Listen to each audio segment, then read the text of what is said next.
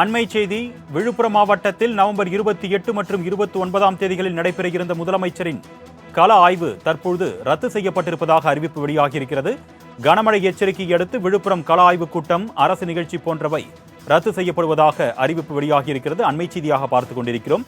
இது குறித்த கூடுதல் விவரங்களை செய்தியாளர் ஷெலினா வழங்க நாம் கேட்கலாம். வணக்கம் ஷெலினா, இந்த அறிவிப்பு தொடர்பான கூடுதல் விவரங்கள்.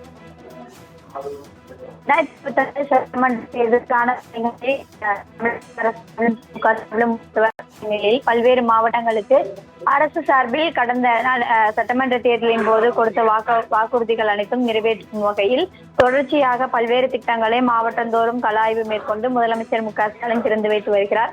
அந்த வகையில் வரக்கூடிய 28, 29 ஆகிய தேதிகளில் விழுப்புரம் மாவட்டத்தில் பல்வேறு புதிய திட்டங்கள் மற்றும் கள ஆய்வு பணிகளை மேற்கொள்வதற்காக முதலமைச்சர் செல்வதாக தெரிவித்திருந்தார்கள். இந்த தொடர்ச்சியாக விழுப்புரம், கடலூர் உள்ளிட்ட மாவட்டங்களில் தொடர் கனமழை என்பது பெய்து வரக்கூடிய நிலையில் கள ஆய்வு மேற்கொள்ளக்கூடிய அந்த பணிகளை முதலமைச்சர் மு.க.ஸ்டாலின் 28, 29 ஆகிய தேதிகளில் ரத்து செய்யப்பட்டிருப்பதாக தற்பொழுது தமிழ்நாடு அரசு சார்பில் அறிவிப்பு என்பது வெளியிடப்பட்டிருக்கிறது. குறிப்பாக சற்று நேரத்திற்கு முன்னதாக தலைமை செயலகத்தில் முதலமைச்சர் மு.க.ஸ்டாலின் அதிகாரிகளுடன் ஆலோசனை மேற்கொள்ளப்பட்டிருந்தார்.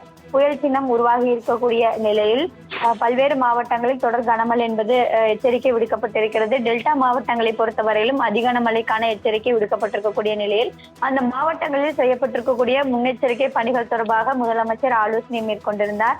இந்த ஆலோசனை கூட்டத்தில் குறிப்பாக பல்வேறு மாவட்ட ஆட்சியர்களுடன் முதலமைச்சர் மு.க.ஸ்டாலின் காணொலி காட்சியின் வாயிலாக ஆலோசனை மேற்கொள்ளப்பட்டதில் விழுப்புரம் மாவட்டத்தில் கனமழை பெய்யக்கூடிய நிலையில்தான் இந்திய வானிலை ஆய்வு மையத்தின் அறிவிப்பை தொடர்ந்து 28, 29 ஆகிய தேதிகளில் விழுப்புரம் மாவட்டத்தில் முதலமைச்சர் மு.க.ஸ்டாலின் கள ஆய்வு மேற்கொள்ளப்பட்டிருந்ததை ரத்து செய்யப்படுவதாக தற்பொழுது அறிவிப்பு வெளியிடப்பட்டிருக்கிறது. கூடுதல் விவரங்களுக்கு நன்றி ஷெலினா.